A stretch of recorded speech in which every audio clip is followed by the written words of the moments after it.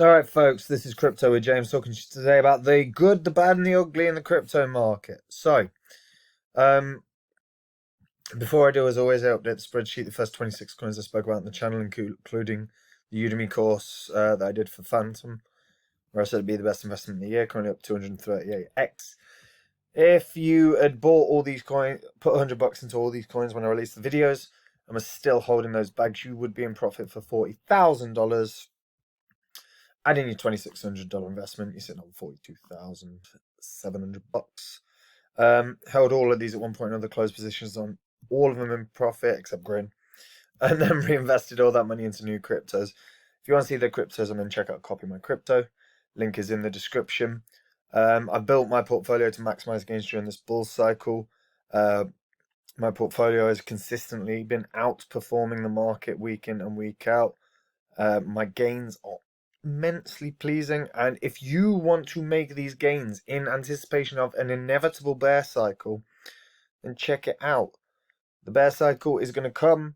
That is an inevitability, and when it does, the more money you've got to invest, the bigger profits you are going to make in the following bull cycle. That's retirement money, guys. So if you want to make those gains, check the link in the description. Right. Market's currently on a retrace. Bitcoin down to 41,100. There is a good shot that it's going to dip down to around the 40k mark now. And of course that will drag the alts down with it for a little bit. We've got a couple of days of the month left. It does feel like Bitcoin is going to close the month around the 40k mark, maybe a bit lower.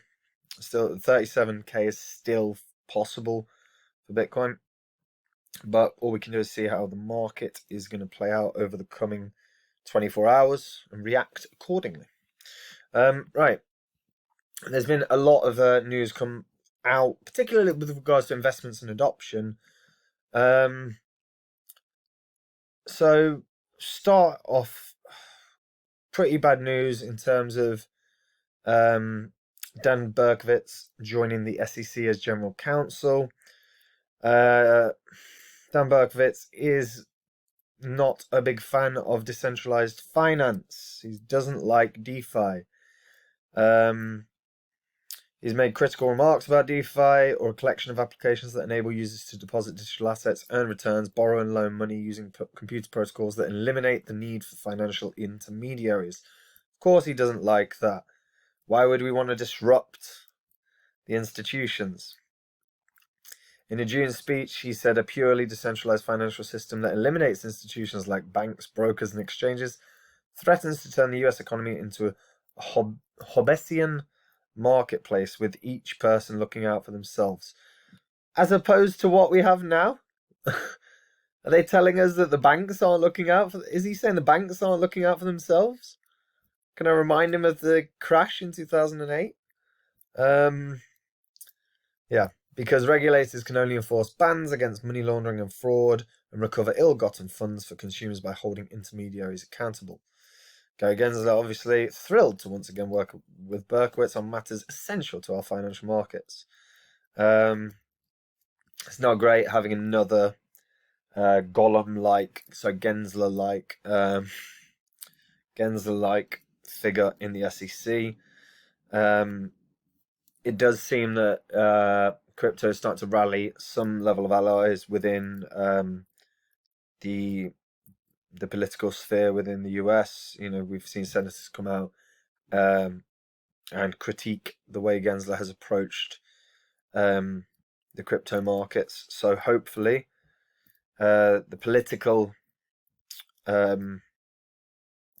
sphere are going to start attacking or going to start approaching the SEC with more requiring more clarity, because that's the biggest thing right now. Is clarity is piss poor.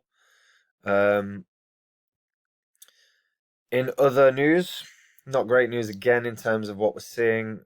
So an Ethereum researcher has pled guilty to advising North Korea on how to use crypto to evade sanctions. These are the kind of stories that sadly draw negative attention to crypto, but they are something that fundamentally is also true within every financial institution and market. You know, so it's not It's just that because crypto is the thing right now, it's the trending thing, it's the thing that that has hit mainstream. It's in a lot of people's, at the very least, peripheries, if not right in front of them.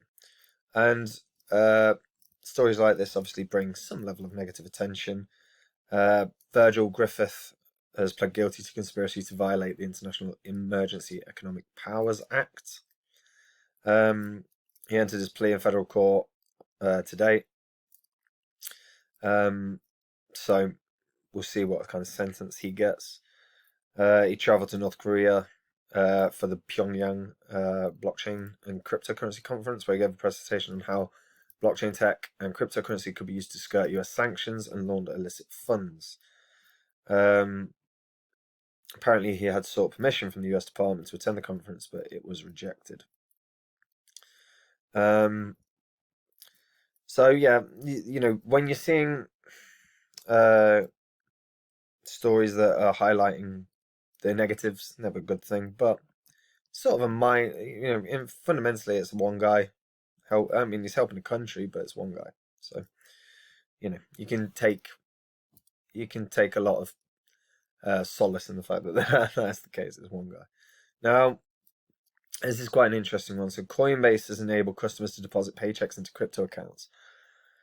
So they're preparing a direct deposit feature that will enable customers to drop their paycheck into their Coinbase account in both virtual currencies and US dollars.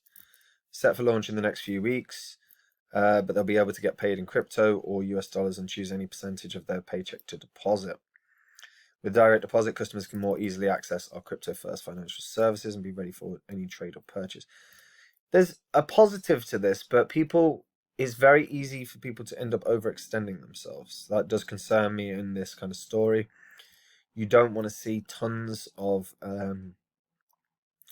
people looking at putting their paychecks in. You need to live.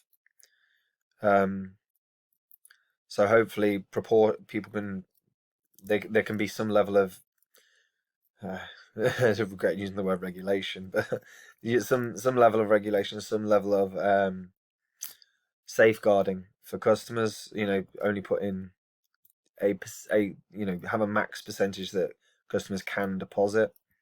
I know it's their right to do what they want, but for some, you do have to protect people. But we'll see. We'll see what happens with that.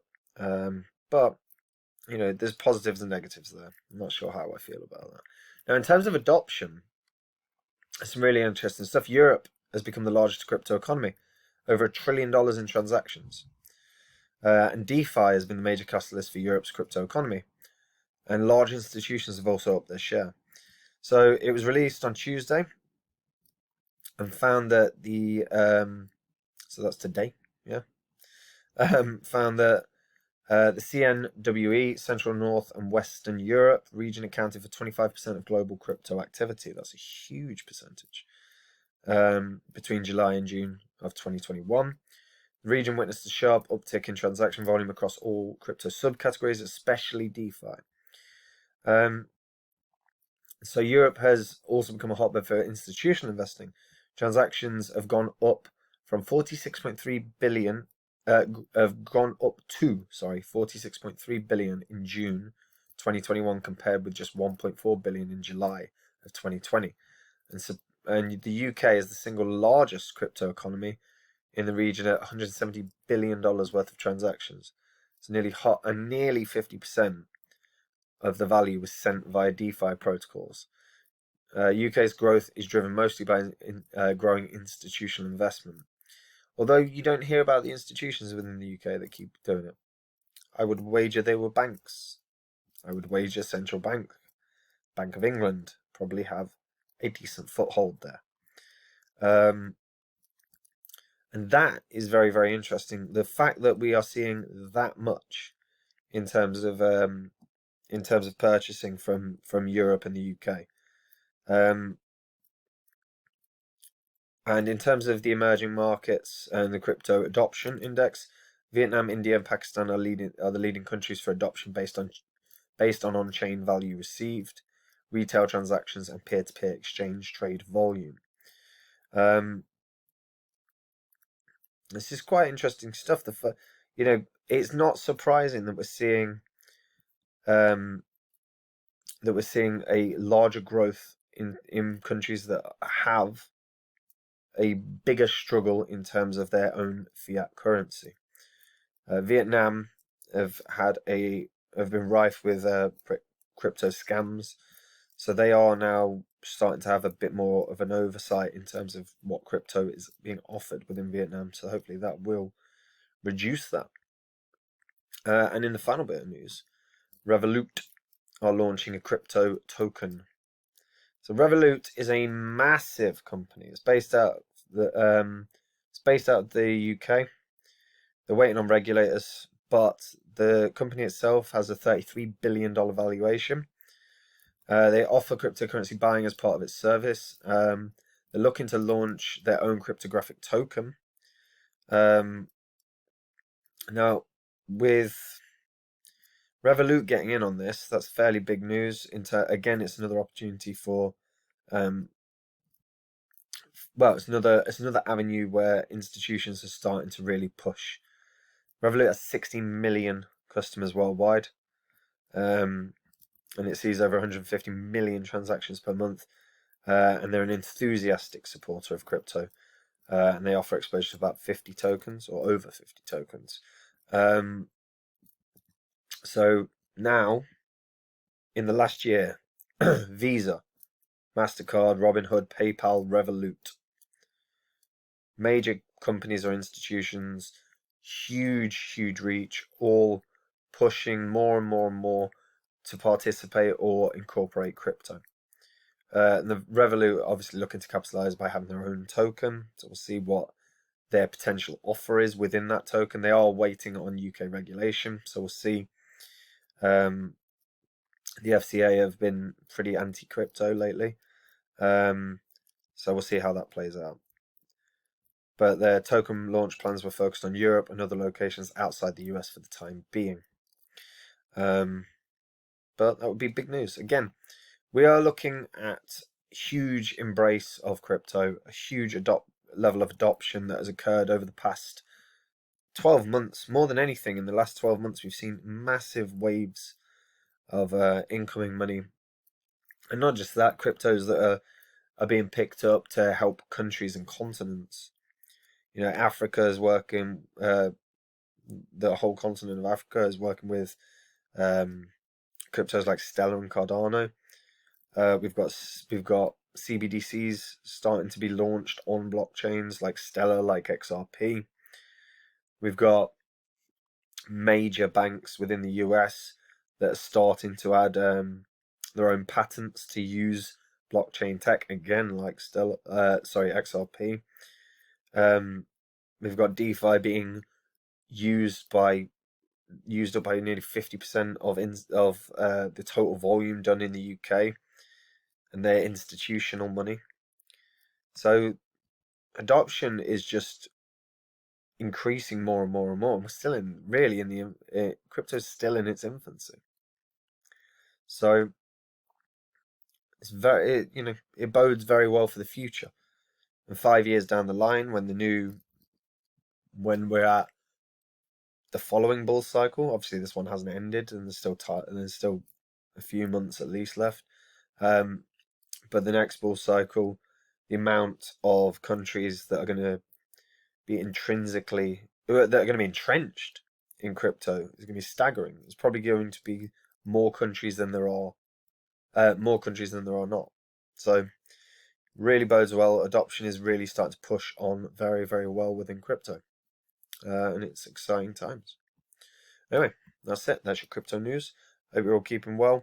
If you are new to crypto, check out Copy My Crypto. This is where I share my live portfolio, all the coins that I hold, the portfolio I've built to maximize gains during this bull cycle, the portfolio that's outperforming the market week in, week out. If you want to make those gains in anticipation of the inevitable bear cycle, then check the link in the description. That's it from me. Take care.